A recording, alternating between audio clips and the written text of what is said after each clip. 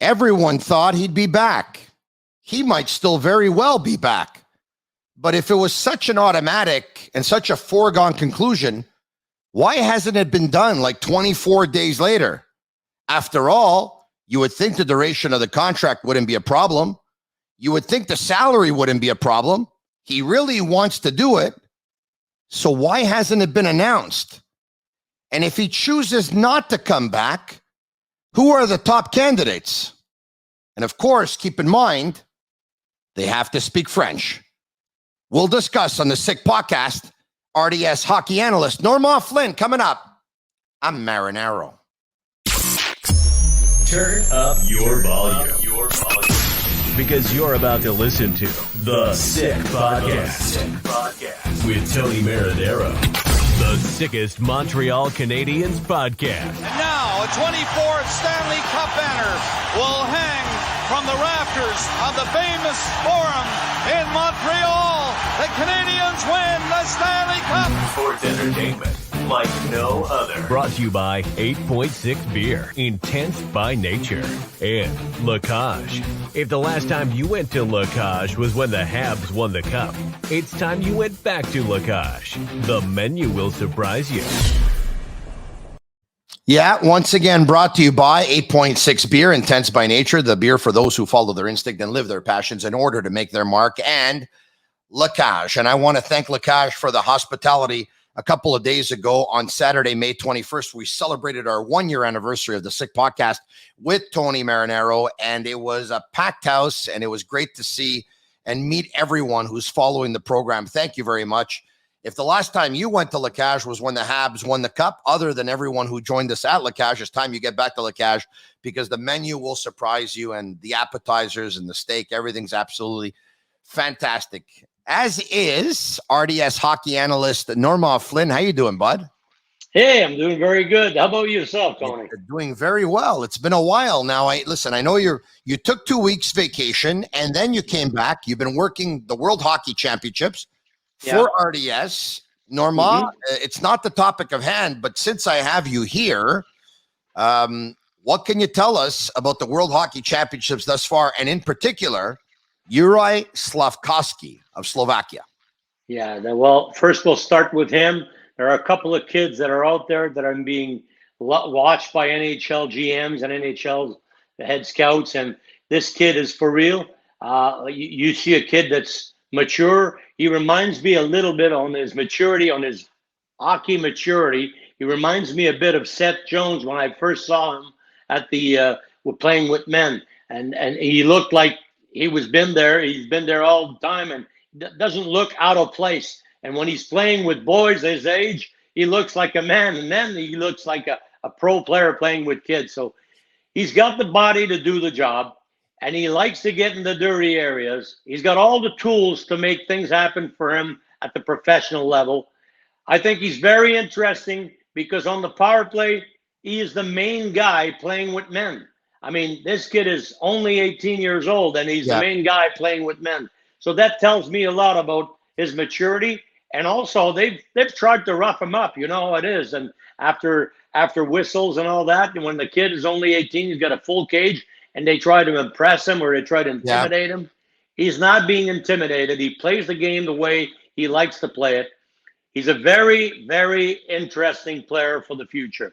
I don't know if this kid can be the number one overall, but I'm sure that he can certainly be very close to the number one overall in Shane Wright. It leads you to believe that the team that drafts him will play him right away in the National Hockey League the upcoming season? I believe so, and he's been playing with men already for the last 2 seasons, so why not? I mean, this kid he just needs to be groomed by people of the NHL. I think he's ready for that. Some kids are just waiting for that because they want to be there. They do everything to be there. All they need is the teaching. All they need is somebody with a very good experience in the NHL telling them to take the right steps at the right time because he wants to be there. He's doing everything right now, and he's not even coached by an NHL team. When he gets to be in an organization that's going to put him and bring him up and make sure they groom him the right way, I think this kid is going to be, like I said, a very interesting player for the future. I was mentioning to Stu Cowan that with the draft being in Montreal, I would do a big splash. Everyone's looking forward to that first pick overall. The consensus pick is Shane Wright. Of course, there are some who are saying maybe they shouldn't go with Shane Wright, but for the most part, he is the safest bet according to pretty much anyone who scouted these kids. He was supposed to be number one of his draft class going back for the last 5 years now. But of course, Slafkovsky is opening a lot of eyes with being the best player at the Winter Olympics, being very dominant from time to time in certain shifts and in certain games at the World Hockey Championships, playing versus men who play at the National Hockey League level. Norma, I told Stu I'd be willing to give up any prospect in the organization and more and any player with the exception of Suzuki or Caulfield. In order to get Slafkovsky? In order to get the second pick overall in the draft from the Devils. Okay. Okay. Well, I would also be in a position of thinking, okay, I'm also going to listen to offers for that first pick. And maybe he ends up being third and you can still get him. You know what I'm trying to say? I may be backing away from number one and I've got other options, but I'm getting something really good for that number one pick. That's going to help me right away. A solid second centerman or a solid winger that's going to be a player. Now, I'm listening to offers because I don't think there's a huge difference between 2 or 3 of those kids. So I'm ready to listen to offers to see if I can move back 1 or 2 steps and get a player that I want right now that's going to make an impact on my team. Plus, I get a pick in the 2 or 3 or 4 area. Yeah, but that's not going to happen, Norma, for the simple reason that New Jersey doesn't have to have the first pick overall because they already have Hughes and Hischier at center. If you swap picks with Arizona, who I believe is at 3, you correct me if I'm wrong. If our producer can bring up who the top 5 teams are, maybe we'll take a look at them. But Arizona wouldn't be interested because they want to go through a rebuild as well. I don't see them. I don't know. I just don't see Arizona making that move. But anyway, we'll look it up. We'll find out who the top 5 picks are in the draft in a second. But I get your point. We have plenty of time to revisit this. But the reason why I'm happy to have you on today, besides giving us your report on Slafkovsky there, is the Montreal Canadiens played their last game of the regular season back on April 29th. Fast forward 24, 25 days later. It was supposed to be an automatic. Kent Hughes told us that there would be a 3-year contract waiting for Marty St. Louis. Marty St. Louis told us that he would be back. He told us that he wouldn't make any changes to his assistant coaches and he would bring them all back. You would think that, the contract, the term, the money, all of that is you'd think it wouldn't be a very tough negotiation. But the Canadiens haven't announced him coming back yet. And my question to you is this a joke? Well, the way I see it is that Marty St. Louis opened some eyes by becoming a head coach. And they said, we're going to go out of the box, right? Nobody thought that Marty St. Louis would be an NHL coach in 1 year and be successful right away. When I say successful, I'm not talking about 32nd overall. I'm not talking about that. I'm talking about how he handled the players, how the players talk about him, what kind of hockey he brought, what kind of patience he's showing with the players, how he made some players a lot better than what they had shown since the beginning of the year, especially in young guys like Caulfield. I think somebody might be talking in his ear and saying, don't sign too fast. I'm interested. I'd love to talk to you. And that team might be still in the playoffs. We don't know. Is it a Florida Panther team? I don't know. But he brought up some attention. And what he did certainly gave him some points to negotiate. I'm not saying that we've got a guy here that's won 4 Stanley Cups and everybody's racing after him. No. But this is a new guy in the circle of coaches. Sometimes we always have the same guys coming back. And now this is a new guy coming in with new ideas, new things he's talking about, and players love him. So that might be that he has other options, Tony. And he might have said to the organization, you know what? We're going to take our time here. I need to think about this. My family, this, that, and the other. Maybe somebody's talking to him and they want him maybe on a short term, but they have to wait and see what's going to happen with their team. That's my take on it. Because if he's an asset to get some players, you're right. That should have been done. Because if he's an asset to sign UFAs, if he's an asset to make players on the team right now, young guys love him, like Coffey and like Suzuki. They all talk about him like he's the next, next god. So that's fine. But if that's the case, they should have had him sign right away because he's an asset.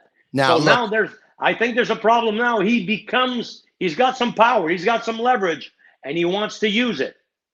Now, obviously, if Marty St. Louis wants to come back, I think everyone knows that at that point, if he wants to come back, he's going to be back. I don't think the term, I don't think the money, I don't think anything is going to be a problem. The challenge is what we don't know is his family's willingness to relocate. We know that they live in Connecticut. We know that they're well established there. And there's a decision that has to be made. If he continues on as coach of the Montreal Canadiens, the family follows Marty to Montreal and they relocate, or the family still stays in Connecticut and Marty's here. And at that point, we know how difficult that can be for a family, right? Case in point, Jeff Petrie, when his family decided to go back to Michigan, I mean, he wanted out because he wanted to be with his family. Look, I still believe that Marty St. Louis is going to be the coach of the Montreal Canadiens because he wanted the opportunity. They gave him the opportunity.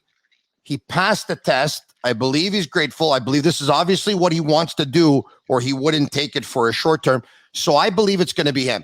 But for the sake of a contingency plan, who knows, in case there's an emergency, what we're going to do today on the Sick Podcast is we have candidates for you. And I went with 9 candidates. Why 9 and not 20? Well, I went with 9 because, Norma, you know as well as I do, that the prerequisite in Montreal is whoever it's going to be has to know how to speak French, correct? Perfect. Yes. So let's bring up the chart for those who are going to be watching this, especially on YouTube, where you can subscribe to our channel. It's absolutely free. Head coach candidates who speak French if Martin St. Louis decides not to return. In alphabetical order, Joël Bouchard, Guy Boucher, Benoit Groux, Jean-François Hull, Jim Montgomery, Alain Nezreddin, Patrick Roy, Alain Vigneault, Pascal Vincent. Is there anyone that is not on that list that you probably think should be on that list? And, I didn't put Bob Hartley on the list because based on what we're hearing, I think he wants to take a step back from coaching. Yeah, that's what I've heard too. But I spoke to Bob the other day and he said for sure Russia is over. But I don't know, guys, I remember when Jacques Demers was hired in Montreal, he was retiring. And the next week, he was the Montreal Canadiens head coach. That, when the right offer comes, if you're a coach, you're a coach forever. There's always a flame. When somebody shows interest in you and says, I'd like to have you run my team, this is very, very tough to say no when you're a real head coach in your heart. So look, if Bob Hartley still wants to coach at the National Hockey League level, there's no doubt that he's on that chart, and there's no doubt that he's one of the top candidates based on his wealth of experience. Yeah, and the success that he's had at different levels. Yeah, and you can go also because none of the names that you've mentioned are out of the box.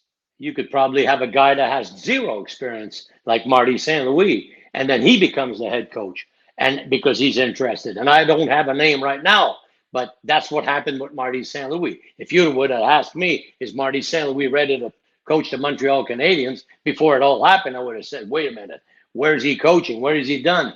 What has he been doing since he's been retiring from hockey? I mean, those questions are legitimate, and you would have probably thought, no, he's not. You give him a year in the American League, or give him a year or two as an assistant coach, but not as a head coach. But you see, it worked real well. So candidates, to me, it can be indefinite. What do you need? What do you want? We have seen what they had, and we have seen what they brought in. Now, we know the philosophy of these two new GMs, and their philosophy is they need a player's coach. They need a guy that's going to be able to manage a bench and also be able to tactically make sure that the team is sound. And that guy might be another ex-player. We don't know for a fact. But hold on a second. Is it ultra important to have a tactician if the message from upper management is we are going to be a revamp and a rebuild over the next couple of years? Because take a look, Norma, at teams the way they're built in the National Hockey League, and I had this conversation with Stu.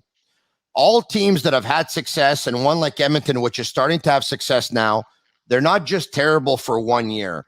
They're terrible for 2 or 3 years. All right. Okay. So, they drafted McDavid at 1 and Draisaitl at 3, and Tampa Bay had drafted Stamkos at 1 and Hedman at 2, and Chicago had drafted Kane at 1 and Taves at 3, and we can do this forever. And Pittsburgh had drafted Fleury at 1 and Crosby at 1 and Malkin at 2, and Washington had drafted Ovechkin at 1 and Backstrom at 4. Anyway, you get my drift. Let's stop now. I know. So is it ultra important to hire a tactician if the points in the standings for at least the next season aren't of the utmost importance? Well, I think it's important that you have somebody that can make a team play together and play real sound. I mean, I know where you're getting at, but if that's the case, I mean, why don't you just give the team to Luke Richardson? He's already there. You're going to save money on a coach. You're going to have a real nice guy that could have these guys together. They're all going to love him. Luke Richardson was great when he was with the team when they played the playoffs 2 years ago. And everybody talked in good about him. Hire Luke Richardson and then hire a French assistant coach who can take the media on and answer the questions. That's, to me, it's obviously, I don't see it that way. But I know that, and I understand. Yes, I'm for the rebuild and you're not. I'm for being terrible at least one more season, and you're for turning it around. I get it. Because I'm really not sure about how these kids are going to react to the Suzuki's, the Caulfield. If we're terrible, we don't win. I mean, most of these guys, they want to win. If you still have Carey Price in net and he's getting bombarded with 50 or 60 shots a game, how is that going to sound? I mean, there are a lot of things in there. I'm not in the. If you're going to hire somebody, the coach that you're going to hire now, Tony, may not be the guy that's going to be there to pick up the apples when they're ripe, when they're ready, because this is a team that's going to have struggles in the few next seasons. So you need a buffer in between the real guy that's going to make that team win. And that buffer, like they had in New York with David Quinn, there are a lot of these guys around. You can have a lot of these names. That's why I'm mentioning Luke Richardson. Do you think he would mind? No. I'd love to be an NHL coach for a couple of years. Fine, I'll take the job. And like I said, to me, he'd be a perfect candidate. They give it to Richardson. Like that. They give it to Richardson. You're going to have a group of people boycotting outside the Bell Center again with the signs and everything. The perfect scenario is that Martin comes back. That's the perfect scenario. And once again, listen, I believe he's coming back. Do you?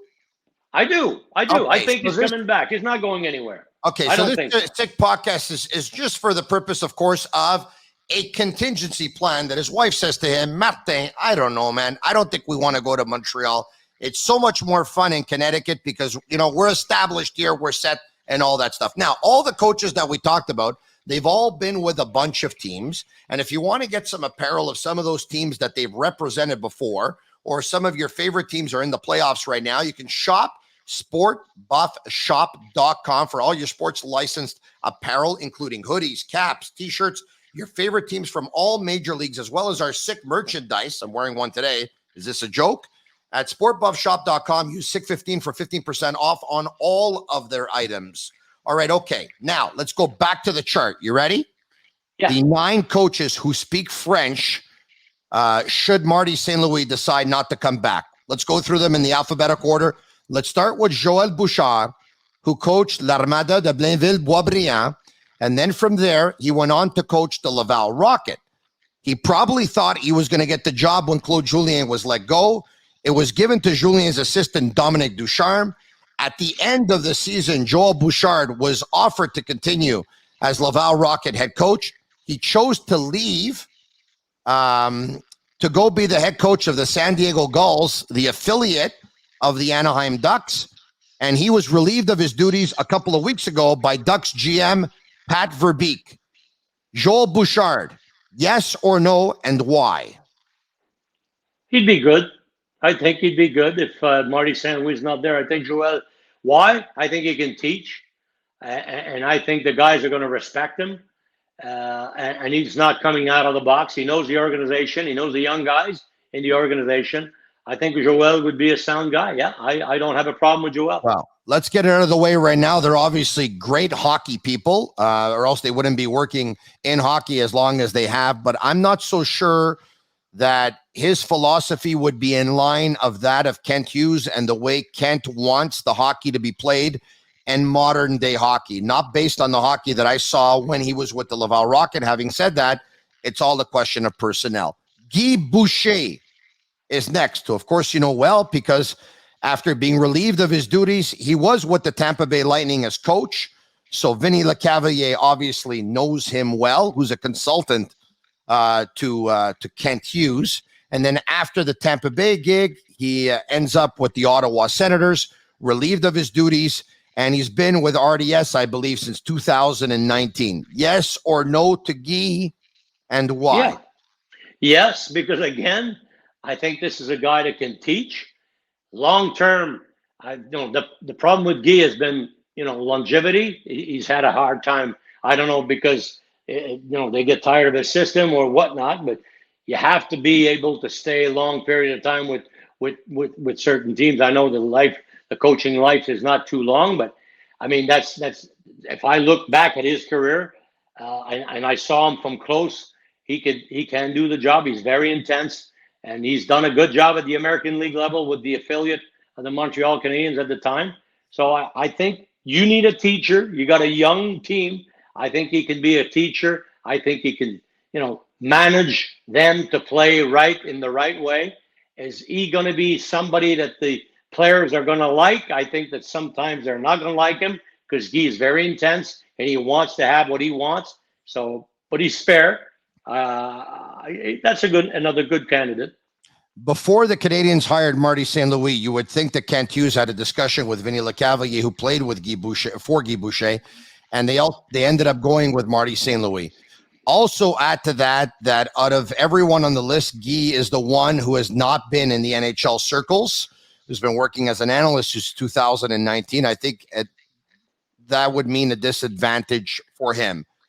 Benoit Groulx, who was the longtime coach of Les Olympiques de Gatineau, probably, I don't have it in front of me, but maybe give or take 15 years. And he's been with the Syracuse Crunch, which is the American Hockey League affiliate of the Tampa Bay Lightning, who were, by the way, eliminated by the Laval Rocket about a week ago.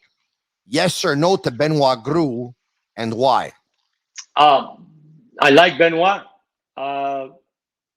Does not have the NHL experience. I think that plays against him. Is he a good coach? I believe he is. He's won at every level that he's coached. But I think that if anything happens to John Cooper, he's going to be the next guy, and that should be legitimate that he goes in Tampa Bay. And it's going to be a tough, big shoes to wear. But I think the lack of experience at the NHL level for Ben is going to play against them, would play against them. So with that said, if anything happens to Martin St. Louis, which would be he chooses not to come back because of a family situation, would the next guy in line be Jean-François Hull, who, like Benoit Groulx, is the coach of the American Hockey League team? No, not now, not for now. No NHL experience. The only guy that we've talked about right now that's got NHL experience is Guy Boucher. And Joël Bouchard, because he's been an NHL player, I think that he would have, fair chance. I don't know what happened with Joël. I saw it was an awkward leave from Montreal. That's why I don't know. I can't say anything that I don't know about. but the way that he left Joel, I think that was pretty awkward. So it gives me an opinion that right now, in all the names that you've mentioned, to me right now, the only guy that I see that, not because of the quality of the other guys, just because he's got NHL experience and has proven that he can take a bad team and make him better, is Guy Boucher on the list so far. All right. From Montreal, I believe the point, but I could be wrong. Jim Montgomery, you would think that he and Kent Hughes, I believe they cross paths. So, yes, they know each other. He was the head coach of the Dallas Stars, left at one point for personal reasons. We know what it was. And he's been back as the assistant coach of the St. Louis Blues now for a couple of seasons, and their assistant here in the playoffs, Jim Montgomery. Because of the fact that he knows the boss, and we've seen what happened with Marty. It was, I'm not going to say a country club, but it's people they have better chances. Yes, he comes in front of Guy Boucher because he's got that NHL experience. And I don't know if the situation that happened to him in Dallas is going to stop him from being an NHL head coach again, because I don't believe we're going to see either Mike Babcock or Joel Kenville again for reasons that we know. So anyway, I think he's probably got the best chance because he knows the GM very well. Alain Nesradine was the assistant coach of the New Jersey Devils for like 6 or 7 years or whatever it was. He was relieved of his duties a couple of weeks ago, he along with Mark Recchi. I was told that when the Montreal Canadiens relieved Dominic Ducharme of his duties, that a call was placed to Alain Nesradine, whether it was to help out and be on the coaching staff or the coach, that I don't know, but I do know that a call was placed to him. Your thoughts on Alain Nesradine? Good guy. I mean, he's been great with every organization that he's been with, either Pittsburgh or the New Jersey Devils. I think he's got a long experience as an assistant. I don't see him as an head coach. Not with the Canadiens right now. Too much pressure. Too many things to handle around Hat. I don't think he's ready for that. That would be putting him in a situation where I don't think he'd be comfortable. But if any of the assistant coaches leave, like Luke Richardson or anybody else, he certainly can jump in and help. That's perfect. Many would say that the best fit for the job should have been Patrick Roy, who was passed up on the job, passed up as general manager, passed up as coach. Many believe he's the best fit, which leads me to matrixhomefitness.ca. Speaking of fit, I know you love to get on your treadmill, Normand. Your next one is going to be a Matrix. You can bring it home, discover a club quality workout and the comfort of your own home. Visit matrixhomefitness.ca. How long have you had your treadmill? Before I started talking about Matrix, you had a treadmill, correct? How long have you had it? It must have been since I got here, so 10 years ago. I've had it for 10 years here. All right. Your next one is going to be a Matrix Home Fitness, okay? All right. Now, back to Patrick Roy. Yes or no? He was my candidate before. He's been my candidate for a while.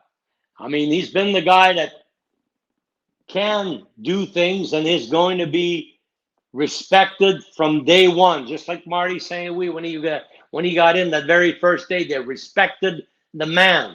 And then they learned about the coach and they liked him. Patrick Roy comes in. He gets the same respect from that NHL wonderful career and Stanley Cup winning career. But he also gets the advantage that he has been a coach. He's been around. He's an experienced head coach, has been at the NHL level, but he just is not the fit for the people in place. Patrick needs to run the show. The GM has to be his friend who listens to him, goes through the bad days, and doesn't say a word, doesn't get in feuds with him, does not have the same opinion, but Patrick has to have his way. That's my opinion. Yeah. That's the problem. No, I agree with you. I'll add to that Patrick, who wants to win now, I don't think would be a fit with a group of young players in a revamped situation. The chances are they're going to lose more than they're going to win for at least 2 more seasons. All right. You talked about recycled coaches before. He's been around for a very long time. Claude Julien was the coach of the Montreal Canadiens on 2 separate occasions. So was Michel Therrien. Would Alain Vigneault be the next, knowing that Alain Vigneault coached the New York Rangers when Jeff Gorton was there? Yes or no? Yeah, but I don't think it's a good fit for Alain. I would have liked Alain in Montreal a couple of years back when it was Claude Julien, when they were going somewhere with the team, building it, but not in the beginning of the building, between the half and the top of the building. That's when I like Alain to come in with his experience and the way he handles players. I'm not saying that he's not good with young guys, and I'm not sure that at this time of his career he wants to have, like you say, 2 bad years before getting a good year. I don't think that Alain is going to live through that at this age and at this many experience in his career. To say that he's not a good candidate is wrong. He's a good candidate on any team. He's a good NHL coach, I'm sure. But with the Canadiens on a second stint, on a year, it's going to be tough.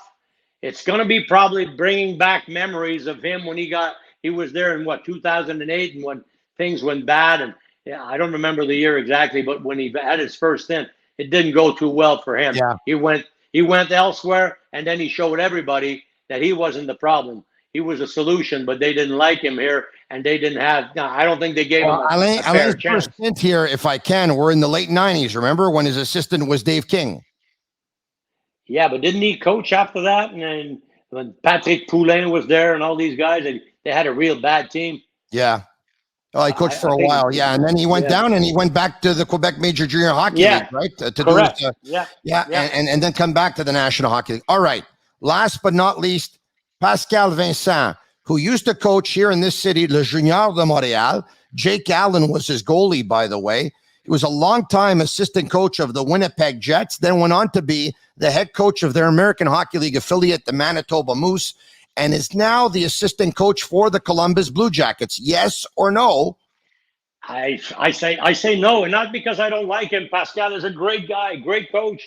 But again, I put him in the same package as Ben Gou, as Pascal Vincent, Ben Gou, and Jean-François Hull. I mean, all good guys, great personality. But or Alain Nasreddin is the other name that I was looking for. But there's a lot of pressure. And I don't think you can come in here in Montreal and face that pressure without any NHL experience as a head coach. That's my issue with all these guys. Not that they can't do the job. You want them to teach for a couple of years, they're perfect. But they're going to be asking for more in Montreal. The fan base is going to be asking for more. After all, they've had St. Louis, Martin St. Louis. They see an upgrade next year. They want to see this team getting better. They don't want to see it just learning through the process, which is going to happen with guys that have been just AHL coaches, in my opinion. Not to say that they can't do the job. Give me 2 names, and I'll give you 2. I'll say Bob Hartley is my first name, and Guy Boucher is my second name. Because you're going to need a buffer. You're going to need a guy that's got NHL experience. You want this team to progress, you got to have an NHL experienced guy that's going to be coming in that room and being respected. My first option is Marty St. Louis comes back. We're talking for nothing. Second option, an experienced guy that has been with the organization before, and Guy Boucher. And he can last 2 or 3 years. I don't know how Guy's going to last here, but I'm sure he can do the job. He can take the pressure. He knows the guys that are there at the top level. So that might be an advantage for him. You're right. With Vinny Lecavalier, knowing him and all that. And Bob Hartley, with all the experiences he's got, if I'm the GM and I'm looking for an NHL coach, I want my team to win. I want a competitive team. Bob is also one of my picks. And Alain is also one of my picks. But I'm not sure if Alain at this stage of his career wants that challenge. He might say, you know what? Yes, I would interview him. I would interview him, see where you are. I would not put a young guy in this position in Montreal, knowing what the team expectations are. People are crazier. They want to win now. So it's going to be tough for a guy coming in. He's going to be judged just as badly as Dominique Ducharme was. Dominique was just kicked out of the camp. He was just kicked out by everybody. Nobody, and I have to admit that he didn't do the job. I didn't see him doing the job. Should you stay there if you're not doing the job? No. But I'm afraid this is going to happen to another young Canadian or a Quebecer that's been coaching forever and now finish his career that way. I don't know where Dominic's going to end up. Very I hope hard. he gets another job. Very hard to motivate athletes and lead people if you're not a great communicator. And ultimately, that's one of the things that did Dominic Ducharme. Now, there's no doubt that even though he wasn't on this chart because we're thinking that he probably wanted to take a break from coaching, that if Bob Hartley doesn't and coaching interests him, for me, he's a huge winner and he's at the top of the list. Having said that, I believe that Marty St. Louis will come back. I think, though, there is a conversation going on with his family now, which I think should probably be a little concerning to some because, once again, more than 24 days have passed since the final game of the regular season. Having said all that, if it's not Marty St. Louis, and we just talked about Bob Hartley, I don't know if there's a familiarity there with Bob Hartley and Jeff Gordon or Kent Hughes. I don't believe there is. There is for Jim Montgomery, which I think could work to his advantage if we would get to that point. Now, in ending, the top 5 picks in the draft, we talked about it early on in the show. The Canadians are at number 1. The Devils are at number 2. The Coyotes are at number 3. The Kraken at number 4. And the Flyers at number 5. Norma, I think the Canadians, the Coyotes, the Kraken, and the Flyers all definitely want to draft. I don't think there's a trade to be made there. The only trade you can make, I think, is with the Devils, who would be willing to trade to get better right away because they've already drafted some players early on in the draft, and I think they're looking for immediate help. Every time I need help, I pick up the phone, I call my buddy Norma Flynn. You can follow this podcast on Facebook, on Twitter, on Instagram at The Sick Podcast, and subscribe to our YouTube channel. It's absolutely free. Hey, Norma. Yes. Comment ça va? Ça va bien. Ça va bien, même quand il pleut, le soleil me ça va bien. Hey, Norma, have a great rest of the summer. I know you and I will. You too, bud. All right? Yes, sir. Take care. Merci beaucoup. Bye-bye. There you have it. Marinaro. Follow us. This podcast, like me, is sick. And that's a wrap. Hope you don't miss us too much until next time. Follow The Sick Podcast with Tony Marinaro on YouTube, Instagram, Facebook, Google Play, and Apple Podcasts. The Sick Podcast is brought to you by 8.6, Intense by Nature, and La Cage. If the last time you went to La Cage was when the Habs won the cup, it's time you went back to La Cage. The menu will surprise you.